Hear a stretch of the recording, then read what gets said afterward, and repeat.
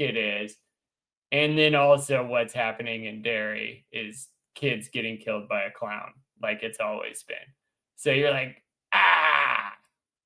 Up in live. I feel like they're doing really you can get good. every possible device and friend who's bored on a Tuesday to tune in.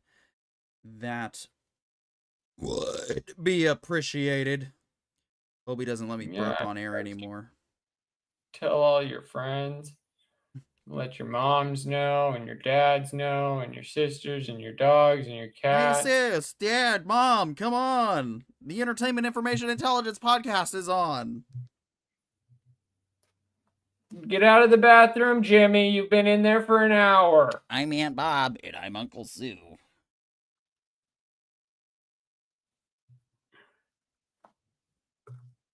I feel like we should start trying out voices. Thinking about making fun of British people.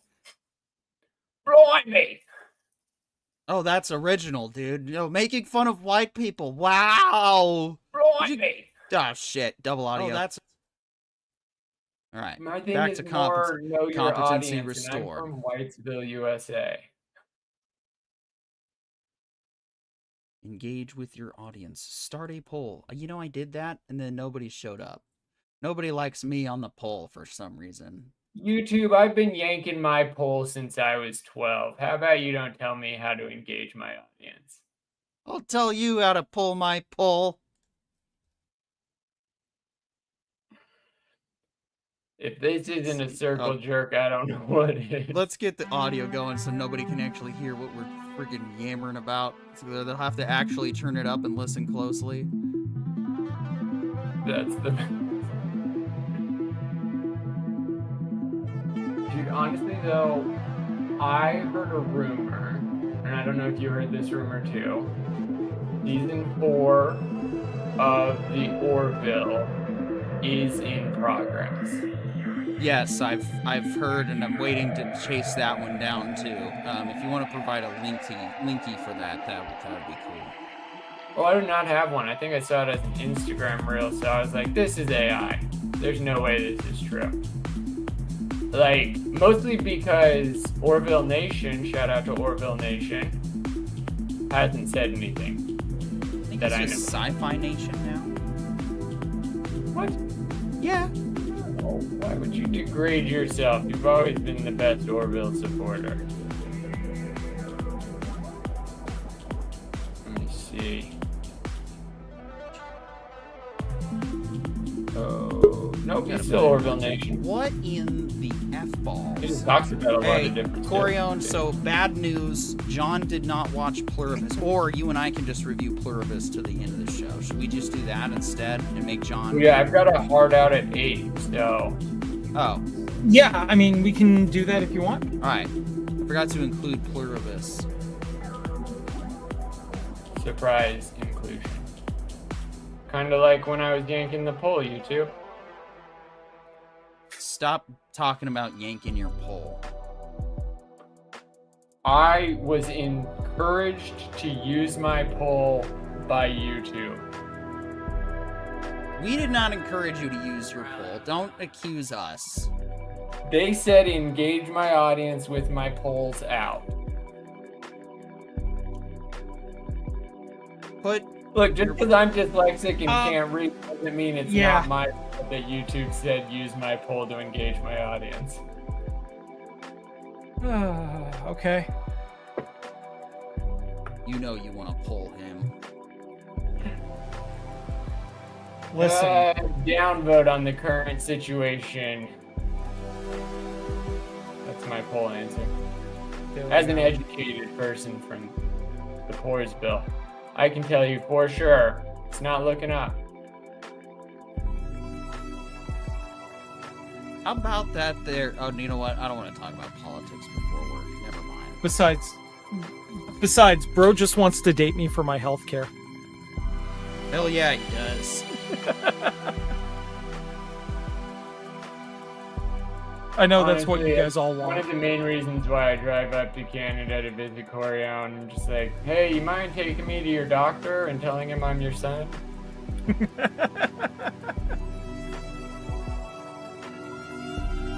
Oh, man.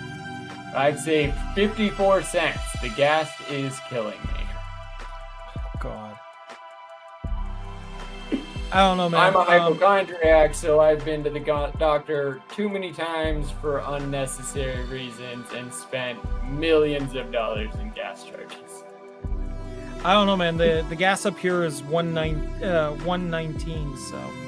It's because it's not real gas, it's fairy dust. You guys use the petrol up there. Meanwhile, I got The Zeus juice, the Thor power, boys, the kilowatts, the electric. I The think electric all I can horse say and is buggy, come up boys. here and drive and use that. You'll get about 5 miles down the road before your battery dies, and I will just laugh. No, I think no, they it'll call that probably only, the I'll war probably of see the oil first time flame. it drops below EPA average, probably down to like 239. Because yeah, the second you put on that heater, the battery's like, guess I'll just die, and I'm like, no, that's not. What are you doing? The AC isn't as bad as this. What the hell? Heat is just murder for batteries. Jeez. Oh, I know. And it's not just the heat up here that's the murder. You're gonna laugh. It gets cold enough up here that the batteries actually freeze. Right? Yeah. Well, I So don't if know. you're parked on the street for any length of time, you're gonna get no juice, Toyota's talking about solid state batteries, so which would be great. But until we see them, That is crazy though. Solid state batteries, just like solid state storage, could lead to smaller batteries, meaning more battery power in the same space. and even better, much longer battery length, like life. Yeah, that's expectancy just of on the. battery. But like, if you can get to solid state, you can get to smaller solid state. Oh yeah. A lot easier than you can get to smaller container for liquid state. Oh yeah. No, look. Long term. That's crazy. Well, here's just the really cool part. Long term, bigger more power-rich batteries will ultimately lead to us being able to travel faster than light. Because the power requirements for like the Alcubierre drive are immense, right? So, what about the idea of basically deploying a massive solar sail, like solar panel setup, and just like spending like a month charging it between jumps?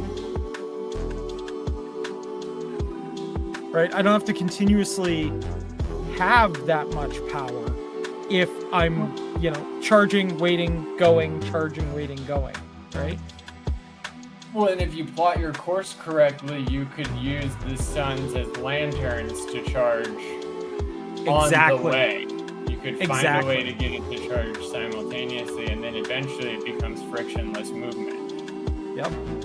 Which is our only hang-up. Like, if people really think about what are the aliens, what have they achieved? They've achieved frictionless movement. And if we actually focused on that as our goal, it doesn't sound like we're defeating gravity. Instead, it sounds like we're finding a way to alter our own gravity. And if you notice, the aliens aren't altering their body's gravity. They're altering an entire vessel's gravity. Well, which means there's it actually takes more than a person to do it, it means it's more than like Gandalf. It's more than a wizard and his skills. It is so much closer to a team. Yeah, it's a heck more. Movement. Yeah, that being said, there are alien encounters by military staff that say that the aliens, when they're arriving on site, float in. Right, and see, that's where you can go either way. Like we have seen it in Star Wars, the tractor beam. Yeah, but if you they could have literally miniaturized the tech. Right? Yep. Oh, you're talking about the tractor beam scene. I figured I'd back you up. You don't have to shut up on my account. When I was thinking about the not the tractor beam scene. I don't know which one you're thinking of. I'm thinking the Andor one, where he like drops the mines into it. Like if it's a beam and you can reverse its action, theoretically, they could have slingshotted those back at him, right? And in that slingshot, that's also a rappel, which could allow you to appear like you're floating to your spot down rather than taking the stairs, because we can do an elevator size beam, and you can fit in an elevator.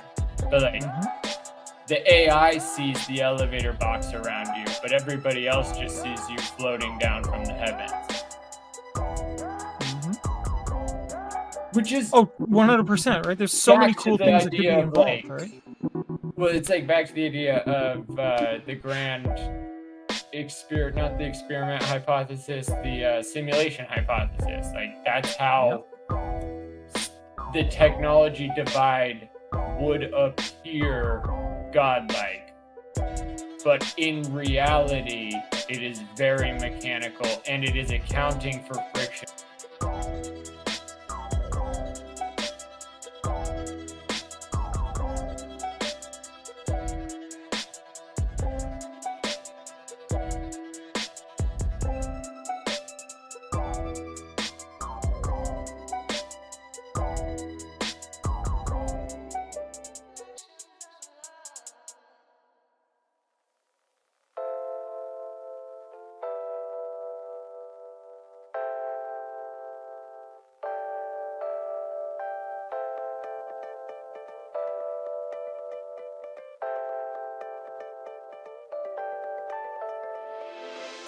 Tonight, we're going to talk about everything that's swirling around the bowl of Hollywood's entertainment industry, and we're going to give you some thoughts on Star Wars Visions Volume 3, at least the first couple episodes, as well as Pluribus. All this right now on the Entertainment Information Intelligence Podcast.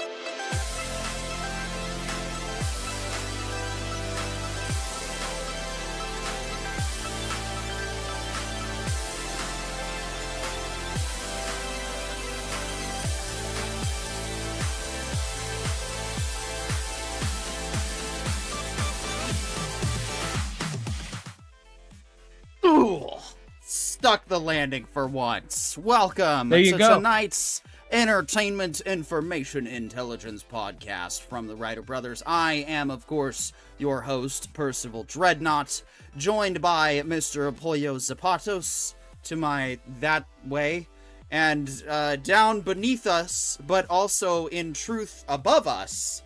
No, he's not dead. He is just in Canada. Close enough.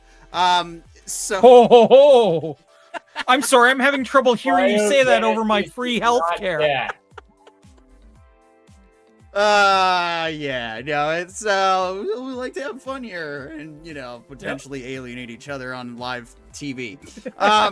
So, yes, I got to get some background tunes before they fade out totally. Welcome. John, what the hell did you do last week? Tell us all of your everything. We want to know it all. Dude, okay, so I was playing... All right, Corion, what happened to you last week?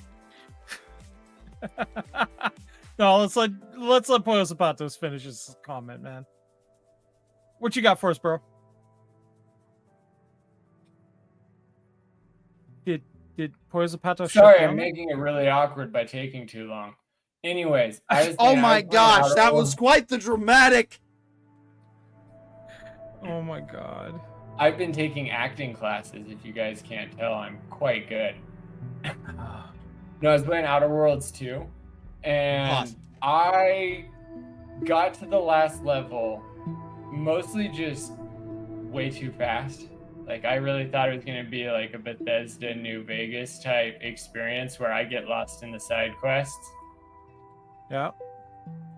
And I know Obsidian is the one that made both New Vegas and this one, but honestly, are they a different company when they're both owned by Bethesda and Xbox and they're producing that? Because I ended up deleting it, and then I downloaded Clair Obscure 33 Expedition or Expedition 33, and I'm only like 10 minutes into the story and 12 hours into playthrough so far, like getting lost in the side quests.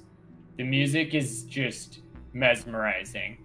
The battle, I am not a fan of turn-based combat. I love it. honestly, because they added a parry and a dodge, so you can do either or. And if you're like,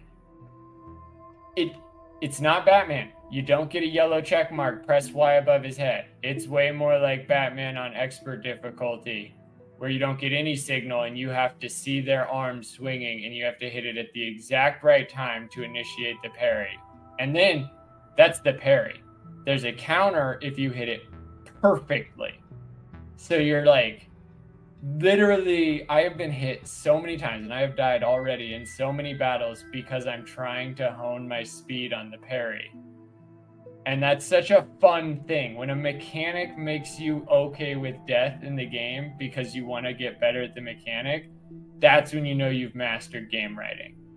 So shout out to Claire Obscure. That's what I've been doing this week. It's what I'm going to do next week too. For the rest of this week until I beat it, or I don't know. We'll see. But honestly, it's really fun. I love it.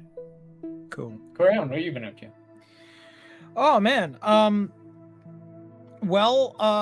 Got to hang out in Koreatown with one of my good friends over the last little bit, and got exposed to so many different kinds of Korean food and culture over the last little bit.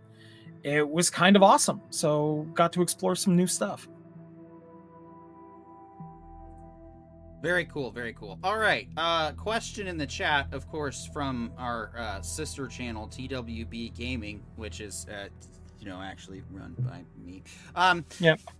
So what is the E2IP anyway? So, for those of you that have followed along for a while, you've probably noticed that our channel has suffered a bit of an identity crisis, kind of rolling out of the gate.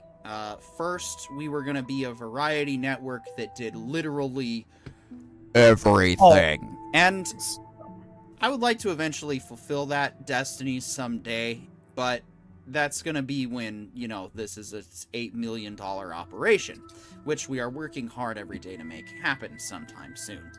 Until such time, however, we need to figure out what the hell this is and what exactly that means. So, I am officially calling, in the middle of our live stream, a meeting so we can figure out our channel and what it's doing. Oh, I'm no. just kidding. I'm totally kidding. I actually have the answer to this. Why would I do that? Because I'm an asshole. So we are information chasers. Okay? What does that mean? Well, it's a lot like storm chasing in that it's actually kind of stupid. Because we don't just... We are not the news in that we are going to give you fully vetted, factual information. We will do that. We will also give you... If we get the opportunity to get speculation, factual, fully vetted information. We are, yes. We are basically, what the Entertainment Information Intelligence podcast is supposed to be, is that, you see, Corion and myself have a background in information intelligence. His specific and duties, signals intelligence. he can say what he can. I can tell that from my end, I've handled certain materials that would be otherwise sensitive. I'm not too worried about what they are now, but I'm not going to say exactly what those are. The point is, we have a background in information gathering and information chasing and information vetting. This may come as a shock, but when we did our respective information chasing jobs, we would find wrong information. Yep. I know. How? Well, it's just that's the job. Is nature to of the beast. Sift through the information. Whereas journalists sift through to find the truth, or at least they're supposed to. That's why we called them journalists in the first place.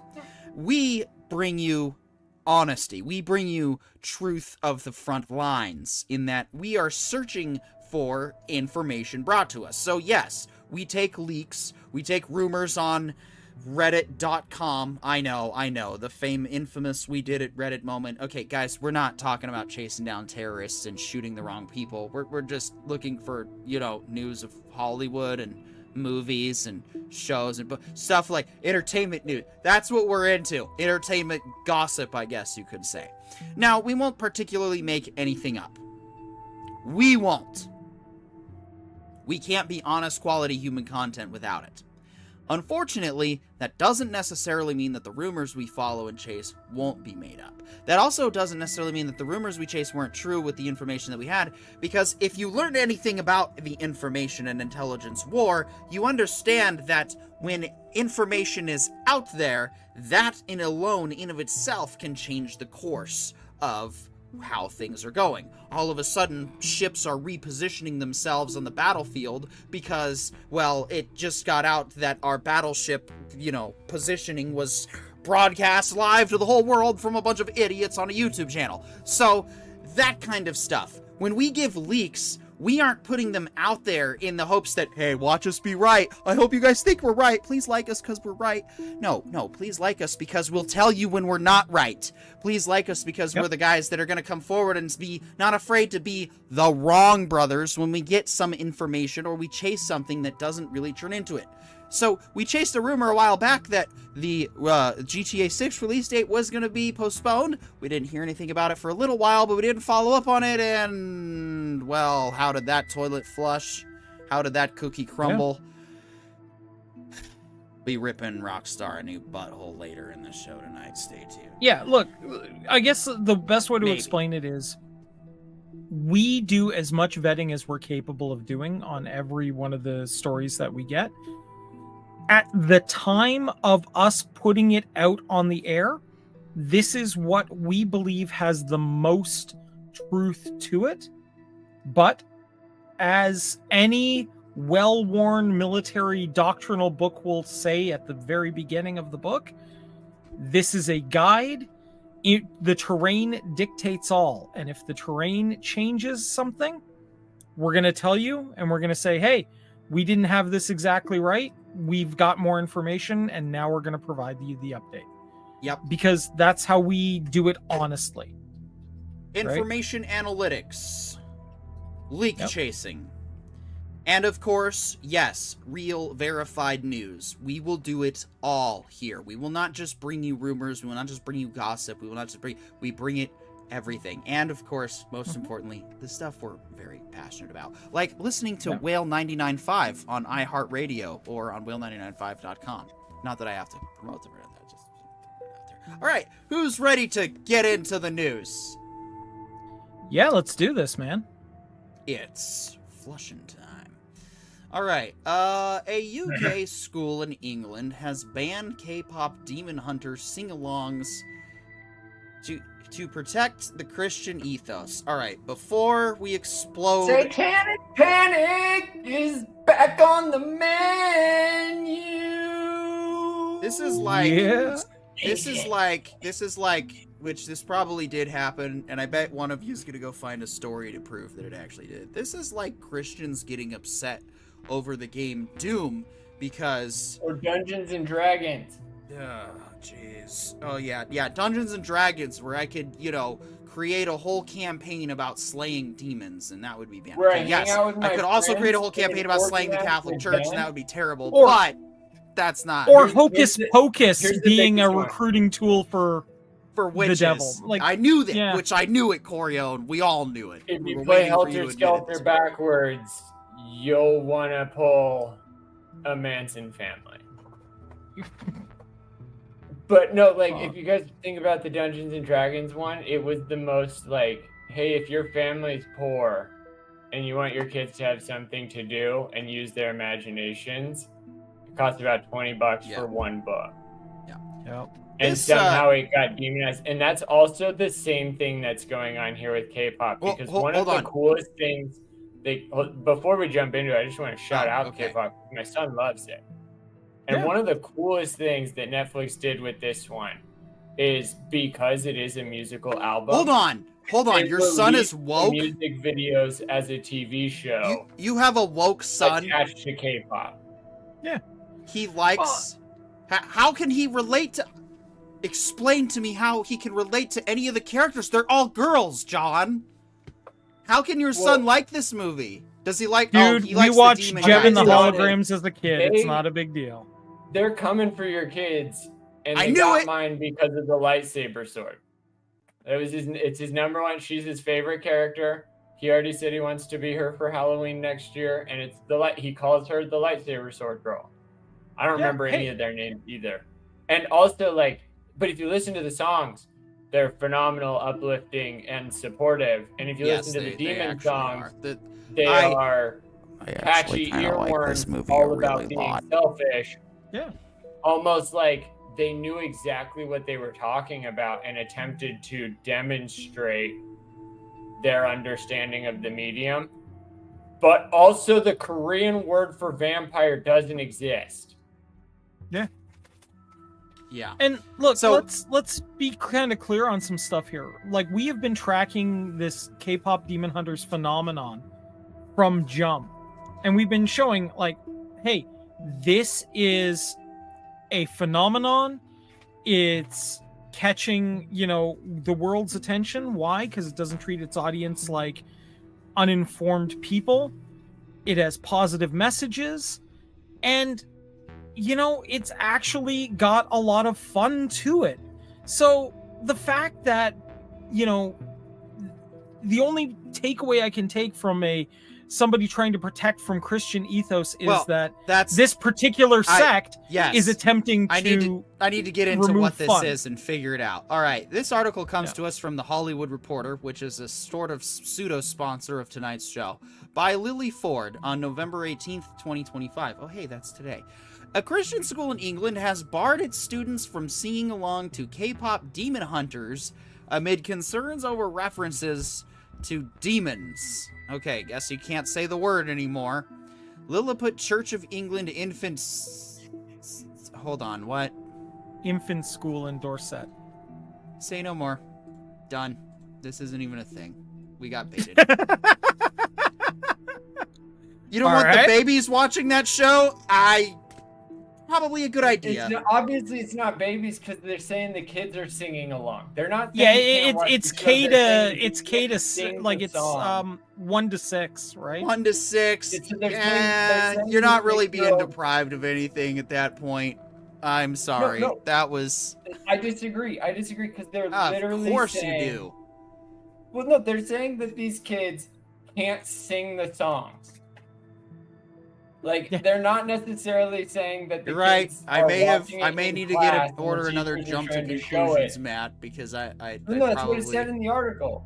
Look at it. It says all right. Can't sing along. Infant School in Dorset sent a note to parents and carers, oh jeez, for the pupils aged from 4 to 7, saying some members of the community are deeply uncomfortable with specific song lyrics in Netflix's smash hit film. According to BBC News, the initial note asked parents to encourage their children not to sing those songs at school out of respect for those who find the themes at odds with their faith. Censorship, and that you can go fuck yourself.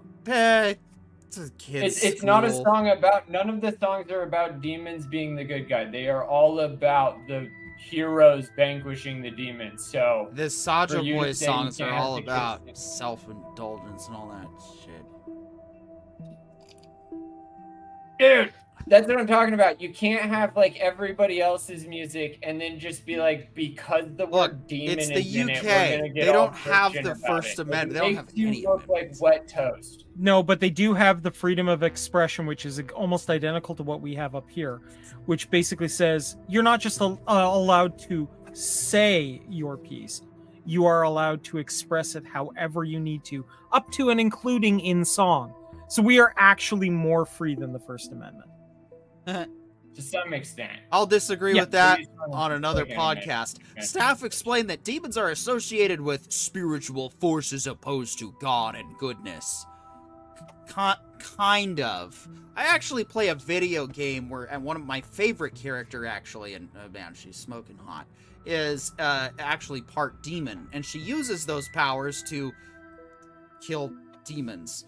So no way, like the main character in K-pop Demon Slayers? Yeah. Actually, yeah, kinda. Now that you mention that. No, I made my character long before I knew that it was going to be a thing. Although, even just funny, it's a Korean game, though. So there you go, right? But again, the demon part is, there is no Korean word for vampire. There is no Japanese word for vampire. The translations just said all of those words are demon. If you look at the translate, if you Google translate vampire to Yep. Japanese and then Japanese back to English, it'll say demon. Yeah, because Oni is a catch-all term. And that's the issue, is like, it's a catch-all term, and so is demon a catch-all term. And instead of being like, well, the Bible talks about demons as well, would you like to learn more? No, they're like, shut up, kids. You're scaring some of the Christian parents. Well, my counter argument, and get over it and teach your kids better, not teach them to shut up. well, I've got a better one. My counter argument is this: have you 100% absolutely confirmed every single family at this school is Christian?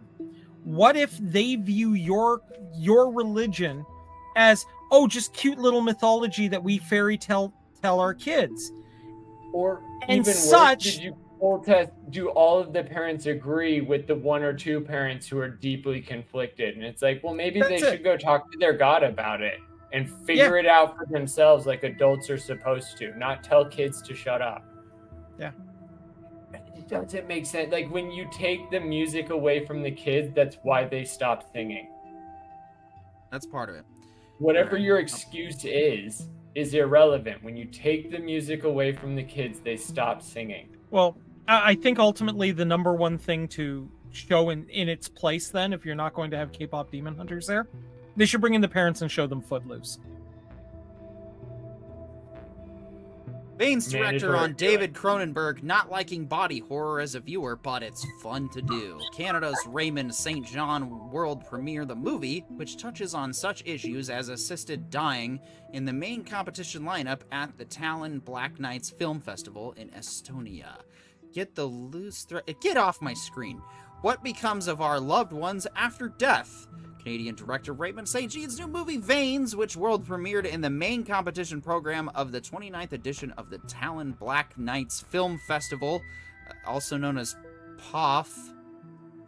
Yeah. Okay. Late That's Monday because it's evening. in Montreal, Oh, well. so it's French. and- Oh, so it's dumb. Or what? Sorry. Offers options you likely haven't thought of before. Isabel travels to a nearby abandoned small town of Saint Etienne. Hey, French guy, help me out with this. Thank you. With her girlfriend to visit her parents, and receives quite a shock when she hears from her mother that her father died a few days ago and has already been buried.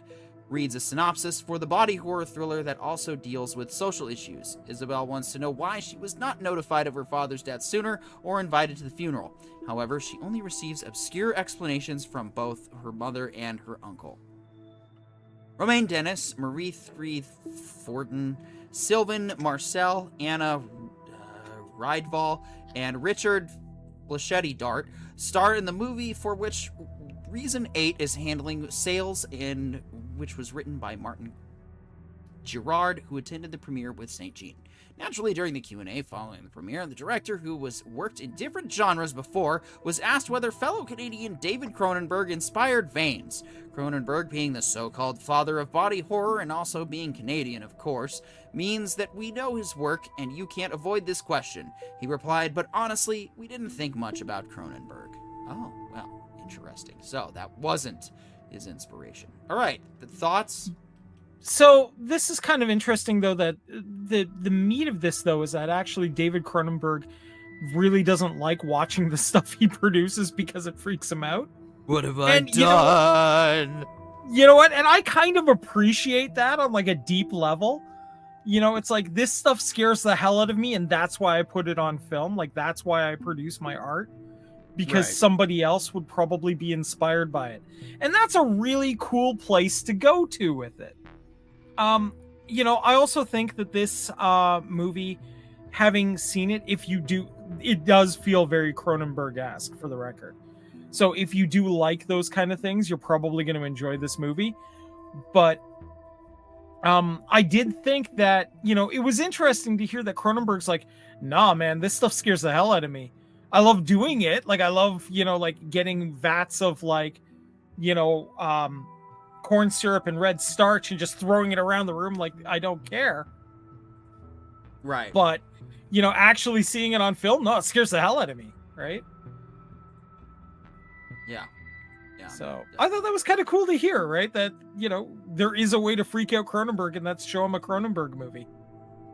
All right. You've seen it all over social media today, and this will be no different. I guess yesterday too. Yeah, that's right. It was also what is today, hours, days. They all just kind of. Wes Ball directs the long-awaited adaptation starring Bo Bragason and Benjamin Evan Ainsworth as Zelda and Link, set for release in 2027. Oh. Jeez. That's a long way. Nintendo has offered fans their first glimpse of The Legend of Zelda's leap into live action. Images released Monday on the Nintendo Today app showcase young actors Bo Bragason, I hope I'm saying that correct, and Benjamin Evan Ainsworth as the magical Princess Zelda and the green-clad swordsman Link, respectively, in Sony and Nintendo's upcoming big screen adaptation. The stills show the pair standing in a sun-drenched meadow. Yep. Zelda gripping her signature bow. Really? Yep. Okay. And Arrow, while both wear faithful recreations of the character's classic Hylian costumes, complete with pointed ears. Yep. Yep. Check. So we also Windows background check. Yeah. So there's actually I think there's also a Hobbit back there. Anyway. Or Hylian. Zelda, what do your elf eyes see? So there is actually taking the hobbits to Isengard. Anyway, sorry. Go ahead. There's also footage directly from the set where we get to see them with horses and with the character of Impa from the game as well.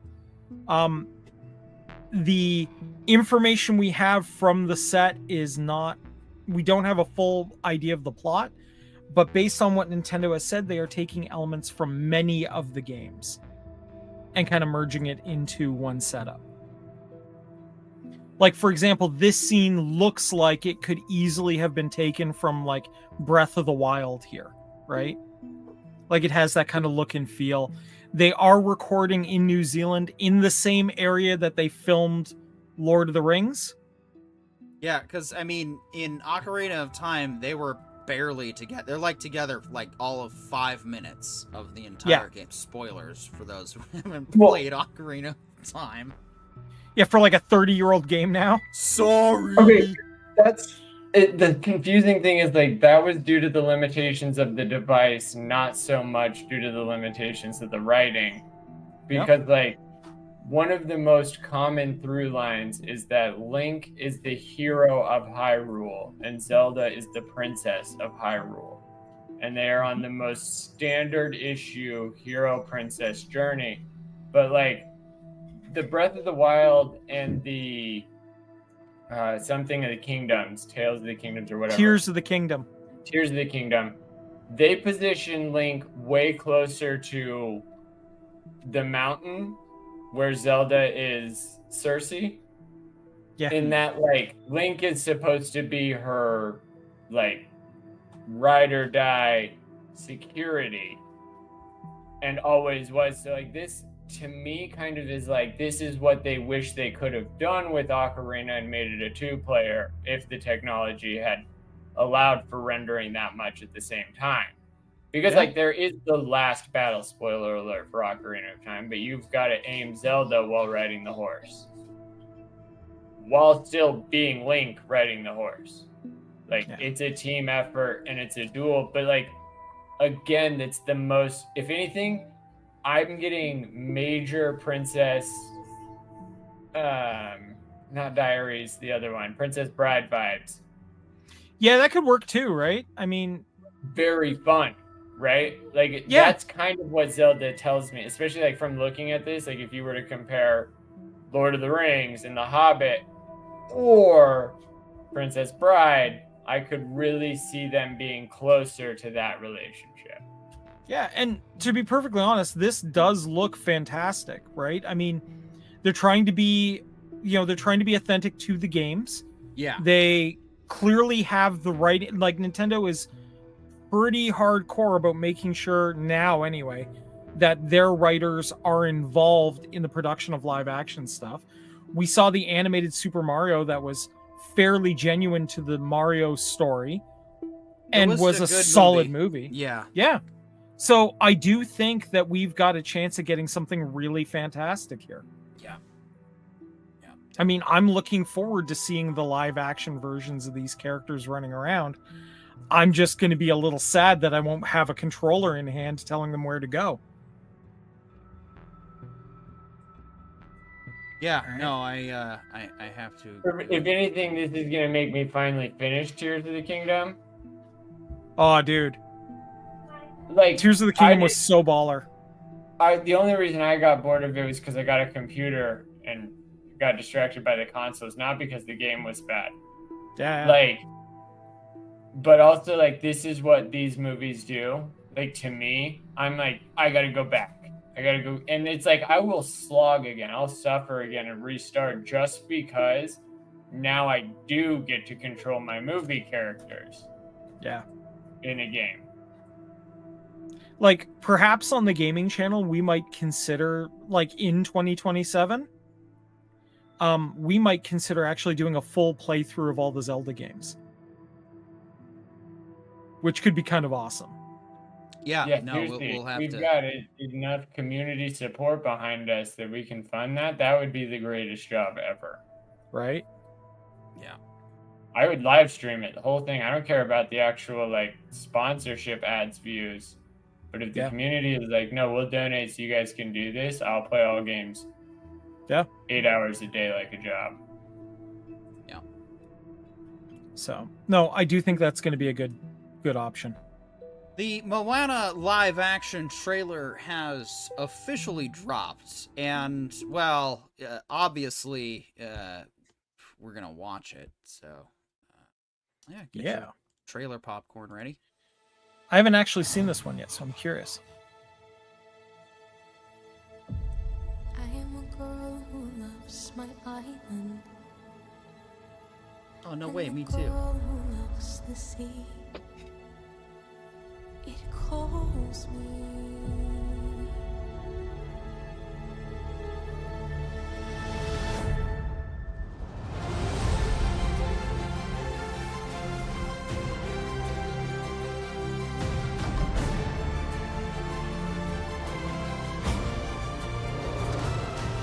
If the wind in my sail on the sea stays behind me, one I'll be day right there. know how far I'll go. I am Moana.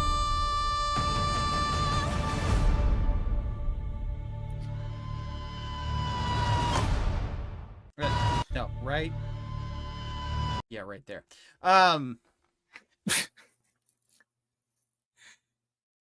Hey, the boat snack. Gotta make sure you have your we must eat chicken. So, John. So, I don't know if you remember, Parker, when our mom used to talk about Moana and how much it changed her life growing up. Right? I think that was The Little Mermaid and Cinderella.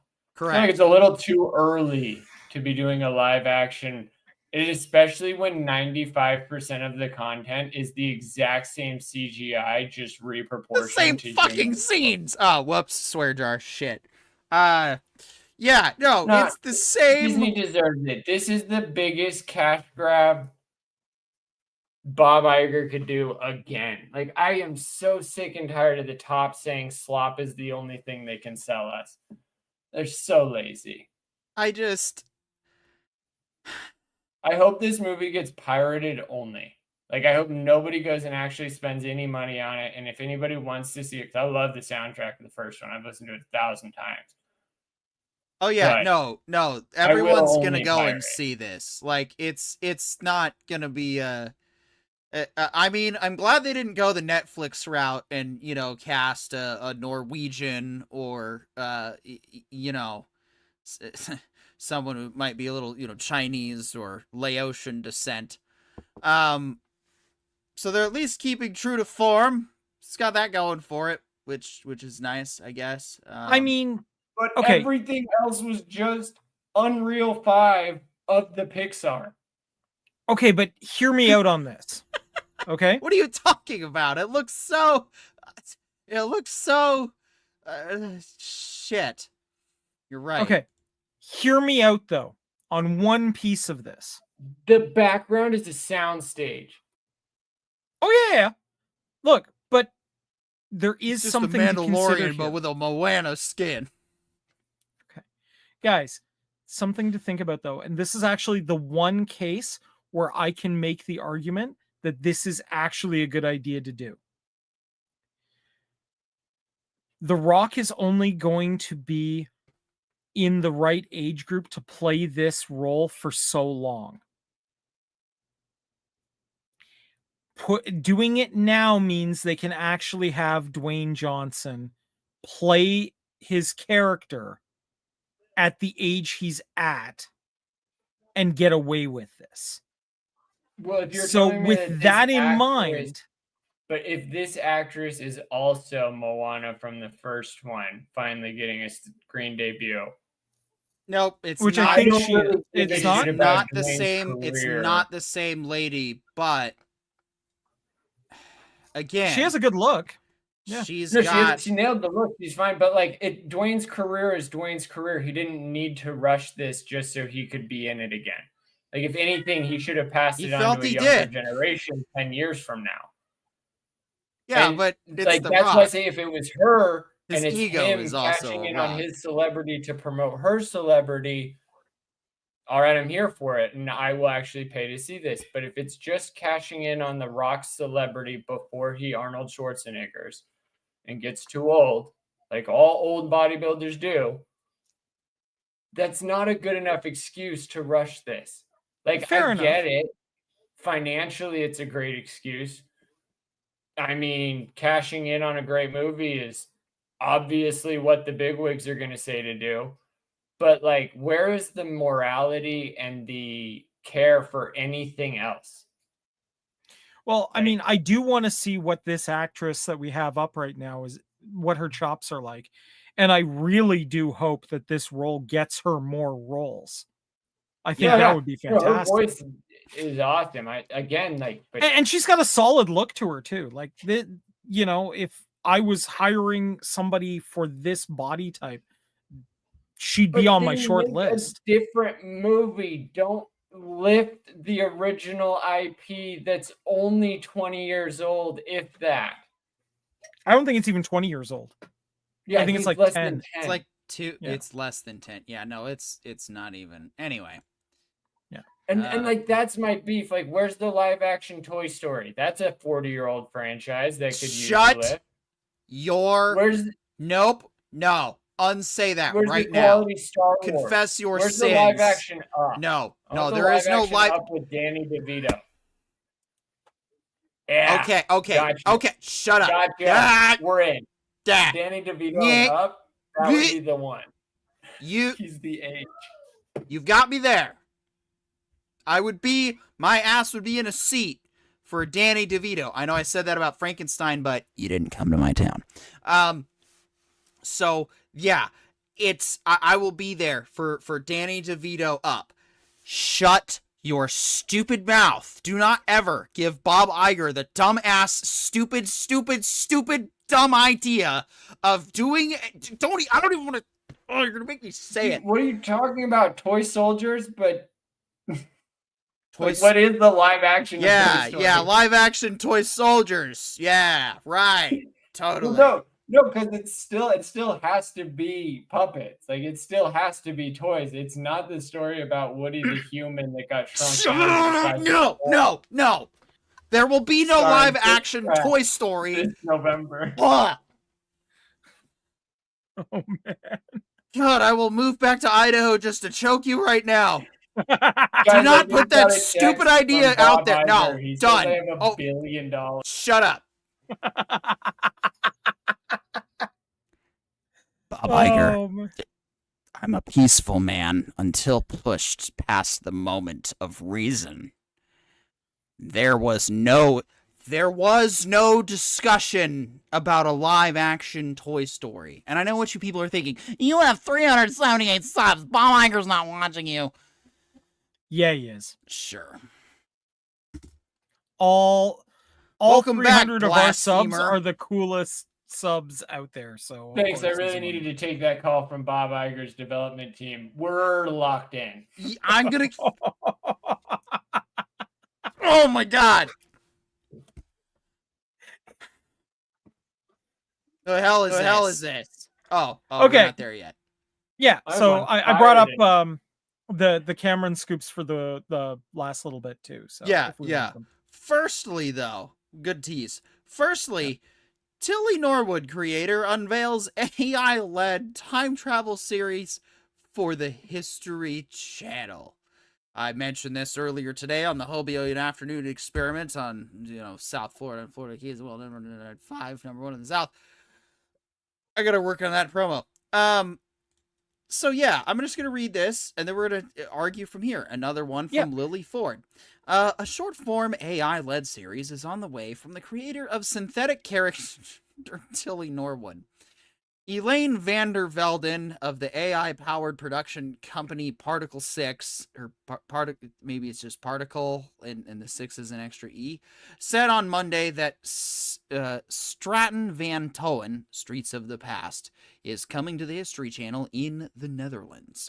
Made in partnership with Hearst Networks, the 10-part show will see the Dutch historical investigator, author, and reality star Corjan Mol, The Curse of the Oak Island, transported back in time. With the help of AI, the program will tell stories associated with some of the Netherlands' most famous streets, squares, and canal sites. Shit, I'm actually kind of digging this. I was all worried for a minute, but I'm like, oh no, wait, this is a practical application. In each episode, Mole will start on location and visit the modern-day street as the story of its important moment in history unfolds. AI will help Mole step back in time and join the action in a cameo role, said Particle 6. Each immersive historical scene will be created by AI using archival materials such as paintings, engravings, or photos. To ensure accuracy, and Particle 6 will use both real historical characters and imagined ones to convey key facts through real stories about events in the Netherlands. This just seems like a historical live act. This just looks like historical fiction just using AI. Yeah, like that. Go ahead. Literally like something that they could have used the Unreal 5 engine and paid some engineers to generate, and instead they're like, hey guys, do you want to see how fast we can fire 500 capable artists? Yeah, no. I mean, the Oak Island guy? Dude, you guys know what the Curse of Oak Island is? Millions of History Channel hours devoted to people digging up the same holes over and over, pretending like they're Jack Sparrow.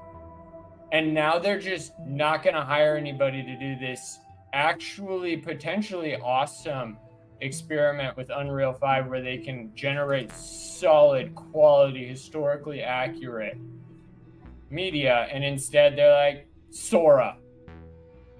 Let's just get a premium subscription to ChatGPT and run it, guys.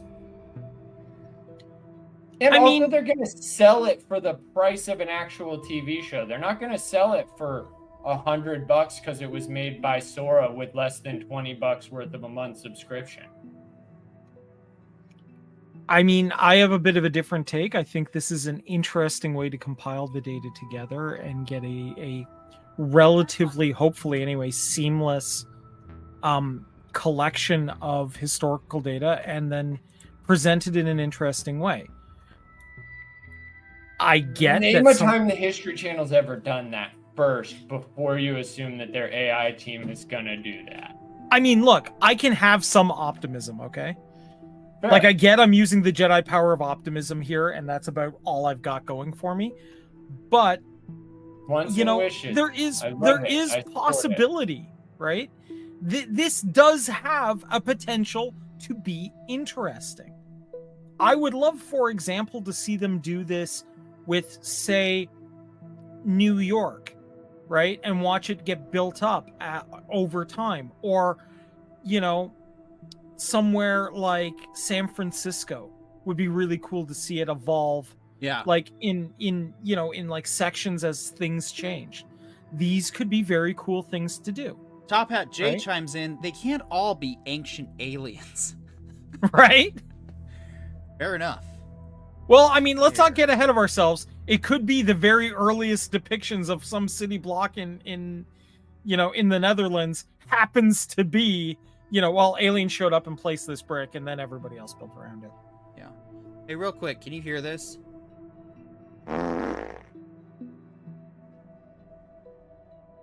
Last thing I heard was you asking, "Can you hear this?" No fart noise came through on y'all's end?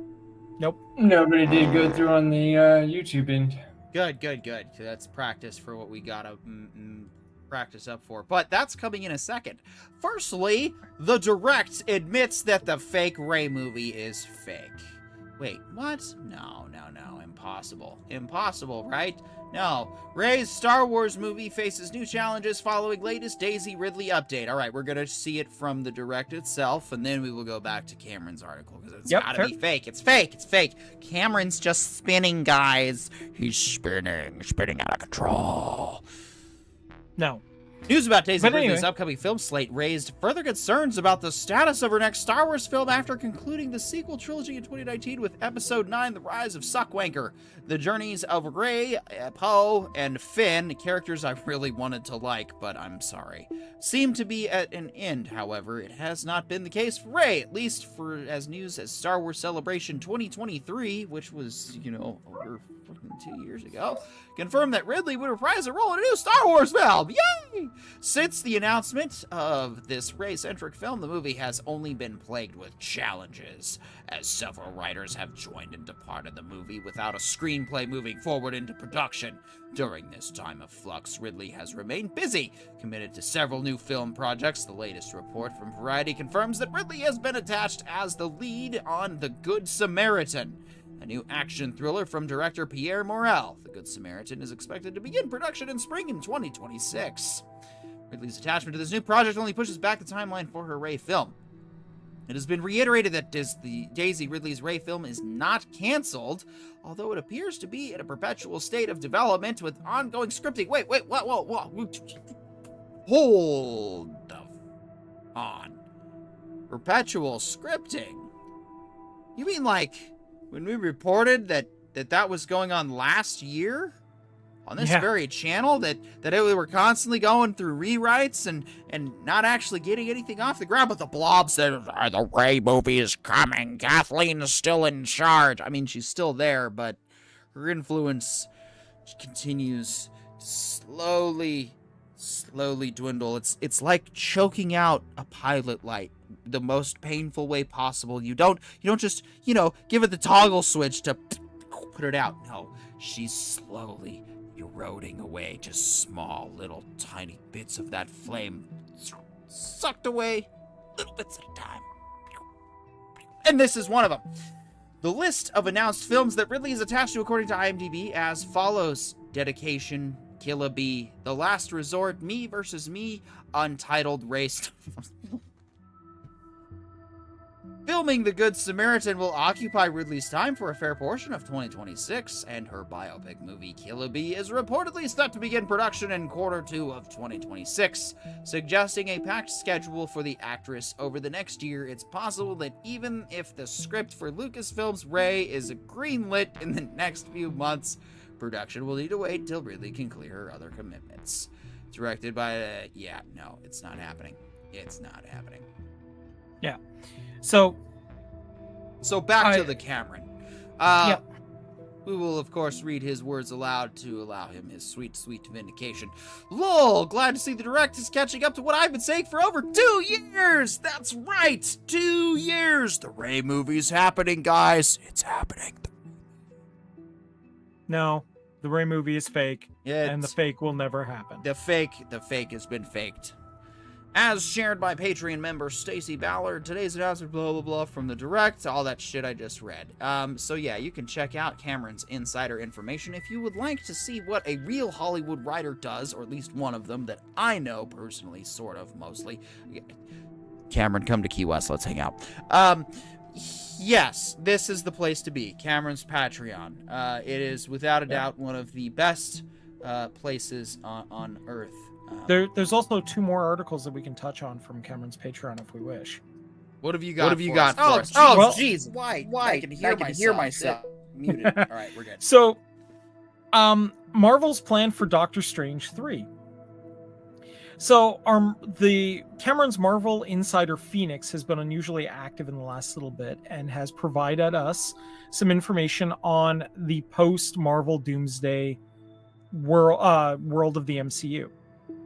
So according to Phoenix, Marvel is in active early development on Doctor Strange 3. The current plan is for the film to premiere after the upcoming Avengers Doomsday and its anticipated sequel currently titled Avengers Secret Wars.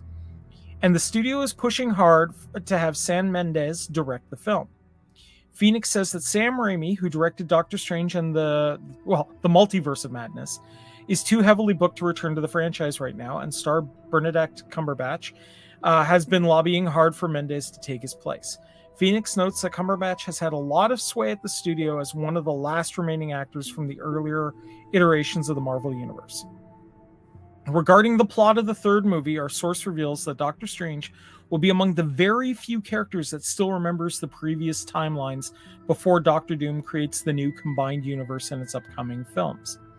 In Phoenix's words, Doctor Strange 3 will act as our first look at how the new reality will work, and how the mutants and Avengers will interact in this shared universe.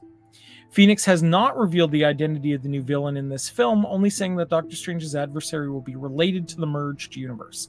Finally, our insider says that Marvel executives want Doctor Strange 3 to be the key movie in the saga's new mega plot.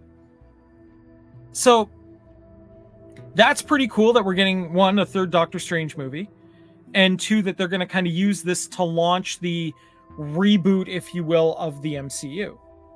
Well, it's a reboot and it's a consolidation. So they're doing what Ryan Reynolds, oh shit, I said it right, suggested in Wolverine versus Deadpool, Deadpool versus Wolverine, that, you know, we got to end the multiverse. And I honestly think we could make an entire show about characters that, you know, have multiverse versions of themselves that they have to eventually interact with. But that's a concept for something else in another discussion. For here, I think it makes sense to consolidate the Marvel Cinematic Universe into one thing. I mean, if there's anything, I mean, don't get me wrong. Loved Loki. And in my opinion, Loki is like some of the top tier, like, best of the best, like, Marvel has to offer. Like, we're talking up there with Avengers 1, we're talking up there with Iron Man 1, we're talking up there like tightly written, well thought out shit that's also super effing complicated if you don't know F about time travel or multiverse stuff, but, you know, as some idiot who does. Thank you, Star Trek. I love Loki. The ending was incredible. And so I'm looking forward to seeing how they consolidate all these universes into a singular track. And I think that's a smart way going forward. Yeah. And I do think it'll be interesting because we do know that there is a plan for an Avengers versus X-Men movie. So perhaps this is a setup for that sort of scenario.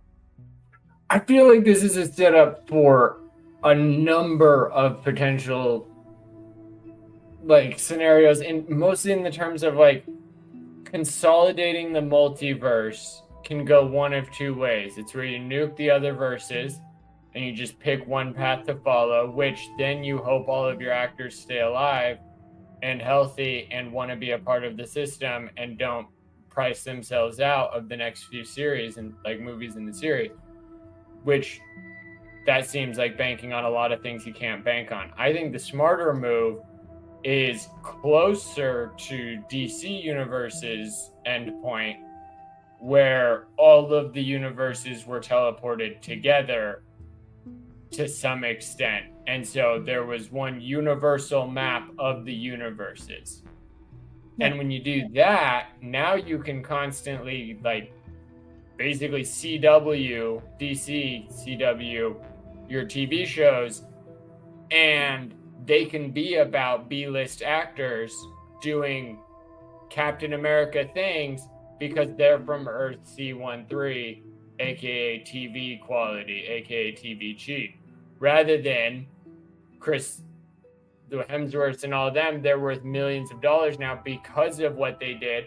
Now you only have to pay for them once every 6 years for one, like, movie mashup, and then now you have the whole chance to pass the torch without constantly doing this Iron Heart like stuff and all the She-Hulk stuff. Like, they could have had She-Hulk going off on her own missions in a completely different universe because she was Bruce Banner, born a woman. Well, I mean, ultimately, I And then we think go, at the now they merge these universes. This is an interesting show to see how this happened. But instead, they're like, no, we're just going to watch somebody one-up the Hulk who it took 12 years to achieve some form of balance. Like, you don't have to do that when you map out the multiverses and own that there are multiverses, and then you can start to learn how to jump through the hoops of the verses and allow the verses to intermingle without having the Loki problem where people had to go back and watch season 1 if they wanted to know anything about season 2.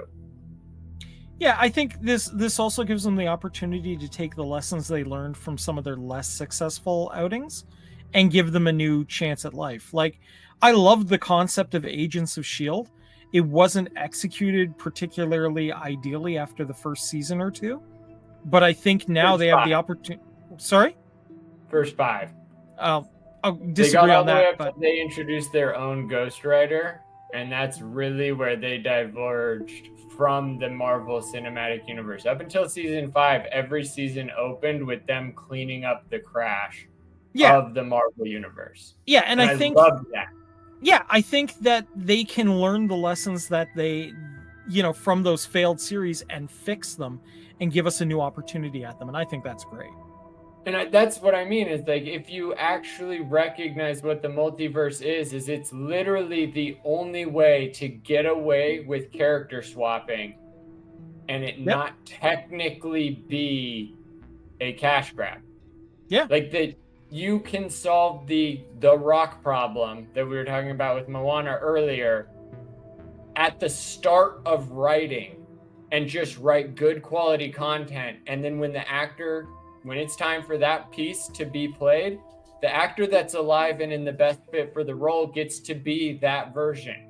Yeah. And now you've got an internal competition amongst your actors, and now you've got people just training to be the next superhero, a part of the Marvel Universe. So you've got an entire school building your future with your IP. It's a full long-term financial guarantee if it's written correctly. There are writers that have done it correctly. You bought the franchise from the guy who did it correctly the first time. Yeah. No excuse. So there is one other article I want to touch on from Cameron. And this is because, hey, Cameron has been awesome to the channel, and I feel it's important to be awesome right back. Yeah. So the Disney insider, like the Lucasfilm insider Sparrow, has agreed to do a Q&A for Patreon members. Now, here's where things get interesting.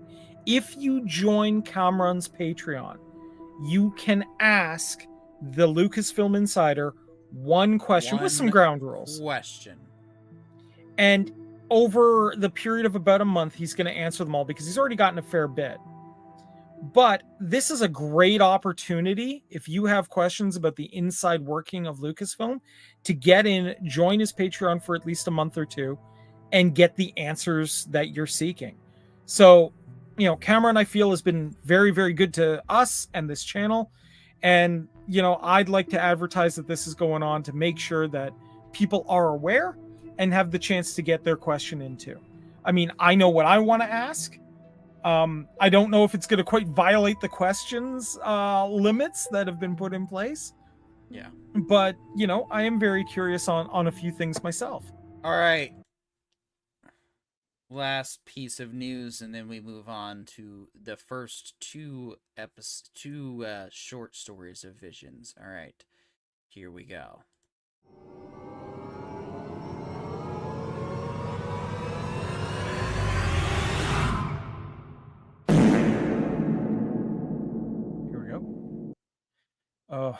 Alien Earth.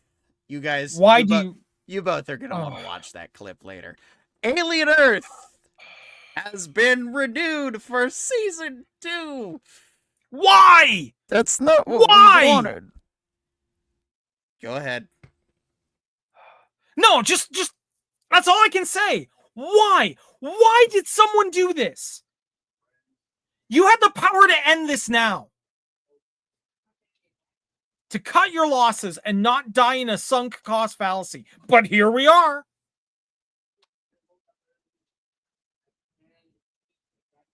From Deadline, just get Noah it over Hawley, with. the creative force behind FX's Alien Earth, is staying in business with the network and Disney Entertainment Television. Hawley has signed a new overall deal, continuing the creative partnership with the second season renewal of the hit drama. I'm so sorry, we were contributors to that. All right.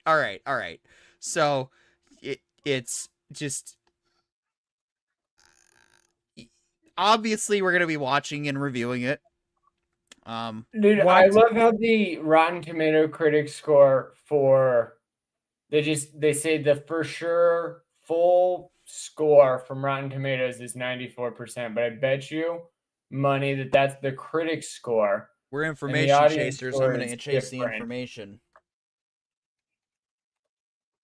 But Alien Earth. the way, like, Keep talking. my biggest Yeah. thing with this is like you're saying that this is a hit, but we know for sure the only people that define hits are Nielsen. And Nielsen isn't tracking streaming data. Oh, shit. 65%. No, dude, that actually makes sense because all the way up until episode 7, it was pretty good. Yeah, And it was it's until on track to being the greatest alien TV show we had ever seen. yeah, like it broke its ankles on the landing. So like it scored an F, but not necessarily an F minus. But and this is why I don't get why anybody trusts Rotten Tomatoes critics. Because like if this was high school, this is going to your friend and going, "Hey, is this a good movie?" And the critic goes, "Or is this a good book report?" And the critic goes, "Yeah, 94%. You're going to get a 94%. Glad you paid me to give you this." And then your teacher comes back and goes, 65. Yeah. Now you wasted money on a critic because he's an idiot and he's just telling you what you want to hear. I bet you they're running this through ChatGPT. And ChatGPT is giving them all the love and they're calling that the new critic score. Well, no. Because let's be clear. The Alien Earth series is owned by Disney. The guys who own Rotten Tomatoes are former employees of Disney who still have ties to the company. So anything Rotten Tomatoes reviews that is done by Disney can the marks, like the percentages on them, cannot be trusted. Let's be clear. Yeah. But also, like, who goes to Rotten Tomatoes anymore to give their audience opinion? Yeah. Because we know all of that. Like, that's the worst part about Rotten Tomatoes is they used to be a useful source of information. And they sold themselves out. I don't care why. They just did. And this show is the exact result of their selling out. Like, we all grew up with rock and roll. I have never heard the story of the sellout be the good thing. Yet, for some reason, there are so many goddamn sellouts in Hollywood. So many goddamn sellouts. Watch the language or contribute to the swear jar, you fucking jackass. Yeah, I mean, good points though. Besides the unnecessary language, I think that we've hit everything we really need to on this subject. So, with that, Poyo, you've got 10 minutes left, and that, of course, should be more than enough time to hopefully plow through maybe 2 episodes. I don't know, because here's the thing. We were originally, for those of you that have been following the last couple of weeks, we started watching Star Wars Visions, and I've got to say, Visions is incredible for so many reasons. Oh, this is going to look like shit. And there it is, looking like shit. It is incredible for so many reasons. You guys are going to get a little behind the scenes look here and how I... Here, do you want a good image? I got a good image up. Oh, no, I got a good image. It's just a matter of fitting it on the screen so it's not taking up everything, so it actually looks like a Okay. professional presentation. Oh. Let me know what you think of what my job is. Let me remove myself. There we go. Perfect. Yeah, we're hitting that one on both fronts because that's the one I grabbed too. First of all, I will show up for 30 weeks in a row, 30 episodes a season of a Star Wars animated show set in the dual universe. I'm there. I'm raving about that show every single week on this podcast. I'm raving about that show on Whale 99.5 when I go there, even though most of those people don't really talk about Star Wars, but I'm sure some of the listeners are into it. I mean, they'd have to be. That's why I'm still keep coming back, right? Yep. It is, without a doubt, as far as, okay, so what I love about Visions overall is that every single volume feels like the classic Star Wars, the classic 77 Star Wars. That is what we want to try and strive for. That's what I love about Solo. That's what I love about, you know, some of the other Star Wars products that a lot of the other fans base doesn't like. So, I finally figured out what the dual episodes remind me of. Okay, hear me out on this. If if Star Wars, the 77 Star Wars, was the Hidden Fortress, the duel is Zatoichi, which is one of Kurosawa's like big series. It basically follows like this blind barber who actually is a samurai, as he goes and solves crises. And that is totally the vibe I get from this. I love what you're saying. John, Visions Volume 1, Episode 1. Or Volume 3, Episode 1. Sorry. It's the sequel. No, I think Corion was about to describe exactly why I love it so much, because it takes the tried and true trope of a hero wandering. Like, we love Jack Reacher. If you notice, all he does is wander. Wanders into a problem, takes care of the problem in the coolest possible, smartest way. We love the whole experience. That's not a bad show. It's a great story arc. It's a great adventure. And the duel, like, is the thing that really proves to me how much Star Wars could have been if they had recognized Visions earlier. Like, they recognized it with the books. They recognized it with the extended universe. They recognized it with the video games. But when it came time to recognize it with the cartoons and the TV shows, it took so long and so much for so little. But the duel is proof it didn't have to. And also proof that Americans aren't the only ones that know what Star Wars is all about.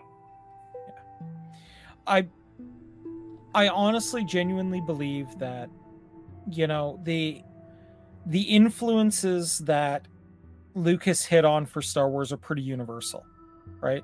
I think you could take any culture on the planet, and after they had seen Star Wars, they could come up with their version of it, and it would be just as impactful and just as fantastical as what Lucas did.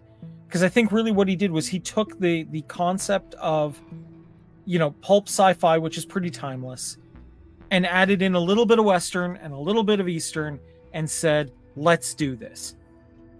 And I feel like you could slot out the little bit of Western or the little bit of Eastern, put in different cultures, and you would still get a high quality result. Star Wars was, like you just said, it was always a mashup of tried and true tropes, the Western tropes, the Eastern tropes, but also the sci-fi tropes.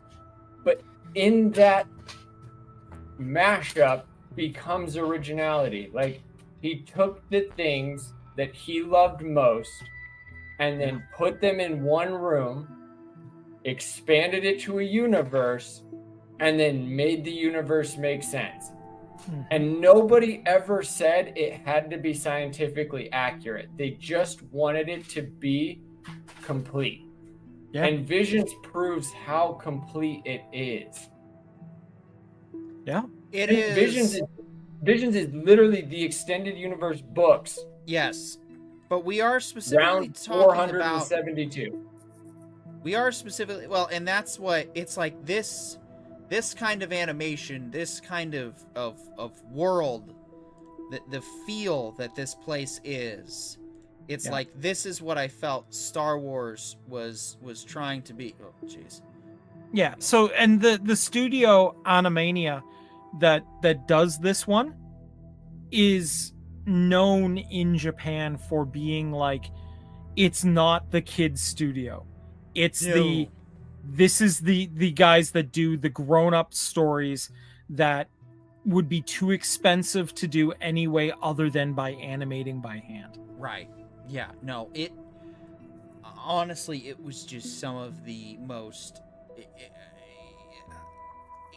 this is Visions is producing some of the most top tier Star Wars, and it's nice to have a show like this that exists because the fans got a chance to say which episodes they wanted more of, and we're starting to get that. The Ninth Jedi is absolutely worth doing. I'm looking forward to its next episode in this season when we get to it. But yeah, all right. Real quick though, let's move on to the next episode. That was a little. John, go ahead. Dude, right back to what I was just saying about taking tried and true tropes and bringing them to Star Wars. Like, this was a classic Knives Out mystery whodunit, but why was it done at the same time? It made sense. Wait, no, never mind. This one is the classic warrior princess. Like, all she is doing is what literally any person that is capable of rebelling does. Like, she is Princess Leia before she met the rest of the rebellion. And I had no problem with it. But then she's the one this is the one I was talking about last week. She's the one that brings in Iron Man. Like, some could afford an Iron Man droid suit. It makes sense, especially based off of modern sci-fi. And I think that's the thing about Star Wars is, like, if we had agreed to leave the sequel or the prequels and the original trilogy alone, we could have fast forwarded to Iron Man armor Star Wars and then copy and paste it. Like, literally, instead of it being, let's watch A New Hope with a new reskin and a planet-sized super weapon, we can watch a group of people trying to reinvent history to create a planet killer in order to destroy the Sith homeworld. Oh. And they're using artifacts from A New Hope that embolden it. And this show does that exactly in that essence, where it's like the rebellions are going to continue forever. Tyrants are going to rise forever. And they're most likely going to look like stormtroopers because that's just the most uniform armor that every society remembers across the galaxy. So if you start putting it on and claiming you're the Empire on a backwater planet, people are going to assume you're being honest. And I think these shows make that more real, and I love it so much. But anyway, I got to head out. I love you guys. Take care, brother. fun. Good to hear Take from care, you. brother. Have a great rest of your night. Yeah. Good night. So, yeah, this one felt a little too Mandalorian-esque. We have a cute, Force-sensitive creature, and it's all fair. just, Like, I enjoyed it as this is an episode I felt great watching with my daughter. So Right, right here like is that- where I was won over. Honestly, I was like, oh, she flies around in a YT 2400. Yep. Well, anyway, sorry, you were saying. Yeah, well, I was just saying, like, this one was cute. It was fun. You know, it made me enjoy this episode, you know, from that perspective. Like, there is a certain amount of childhood wonder that comes with Star Wars. Yeah. And I think this captured it very, very nicely. Right? Yeah. That's what I think this did the best. Right? Definitely. And so, you know, and the studio that did this one, which is Project Studio Q. They also have a reputation for doing like younger anime projects. And, you know, they stayed on brand. And I think that's kind of one of the better things you can say about it. It looked good in terms of the animation quality. You know, the story was approachable for all age groups. Yeah. I think that's what the best things you can ask for from it. Yeah, absolutely. Absolutely. No. All right. There we go. We are not going to necessarily dive into our full episodic-based reviews. In fact, it's probably looking like Pluribus will be sectioned into several reviews next week when the time comes.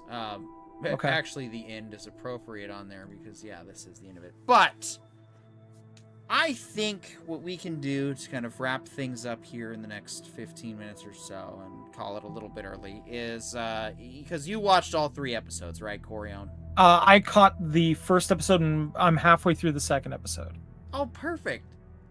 So this could just kind of be our little preview discussion for... Oh, shit. We're not doing... It would have to be 5 episodes next week. Jeez. Yeah, we'll have to figure out something on how to do this. 'Cause I don't know. Okay. I will show say, though, overview. I kind of figure where it's going, and I am enjoying it so far. Well, yeah. So Pluribus is one of the new shows on Apple TV. If you're a fan of Breaking Bad, it's the same creators. And, oh man, have I got to give this show credit for a lot of things. One, it is a mystery box that keeps on giving and hasn't felt And it opens spoiled. hard, man. Oh man, does it come in strong. If you know this channel, you know that we love everything on Apple TV, and this is honestly, for me, is no exception. This show has every single... It kind of pokes fun at certain writing tropes every now and then, but it does everything to be very believable and realistic, and you still have no idea what the hell is happening. I'm 3 episodes deep, and I'm like, I want more, but I have no clue where this is going or what's happening. But you said you're an episode and a half in? Yeah. And, you know, I'm really enjoying it. I think we can at least set the stage here a little bit to make it kind of understandable to the everyone out there. The basic story begins with, you know, woman living her life in Albuquerque, New Mexico. A writer. Going to see... Yeah, a writer, no less. I believe at that point she's going to see her partner, and you know, they get a radio signal from space that turns out to actually contain a style of virus that can be transmitted through this signal that merges almost everyone on Earth's consciousnesses into one. So kind of, you know, organic Borgify everybody. Yeah. The thing of it is, though, basically the Borg virus from Picard season 3 is the premise of our television show. Yeah, but the thing of it is, instead of being like, it is kind of horrific watching it all come together. Like, I'm not gonna lie, like if you've got like a squeamish constitution, that sequence may not be for you, but the end result is actually, no, most of humanity has kind of come to peace and is focused as one unit, and there's only about 13 people who seem to have an immunity to this effect, and the rest of humanity wants them to join them in this new blissful paradise of being unified together. And it comes down to the writer going, well, I kind of like my individuality, right? And I think it's playing with a very interesting trope that we have seen been played with in many, many different ways. How often have we seen a high school style movie with an outsider character? And that's what this is.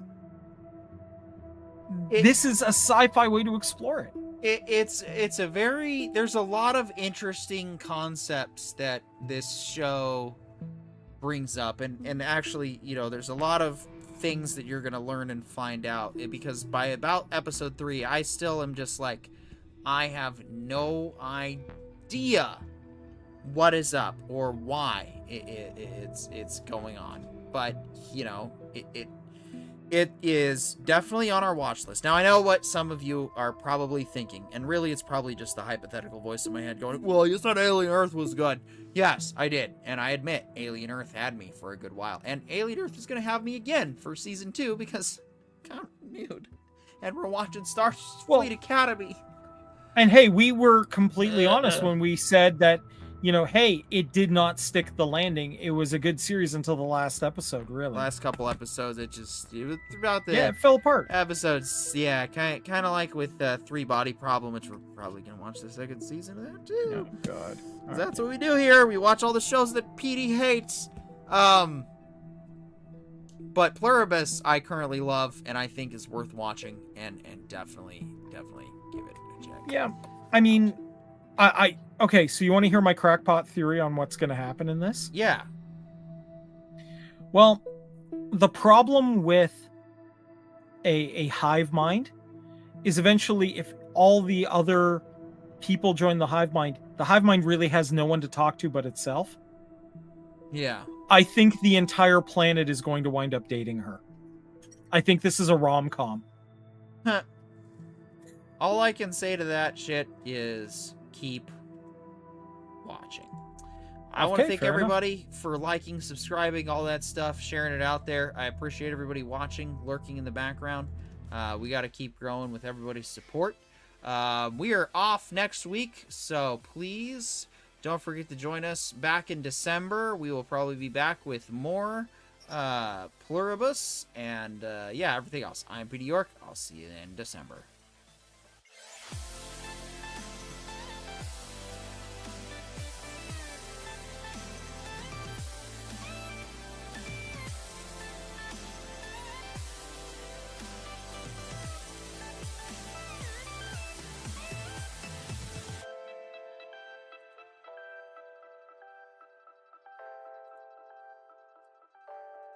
This has been the Entertainment Information Intelligence Podcast from the Writer Brothers. The Writer Brothers, restoring respect in a discourse. Good night.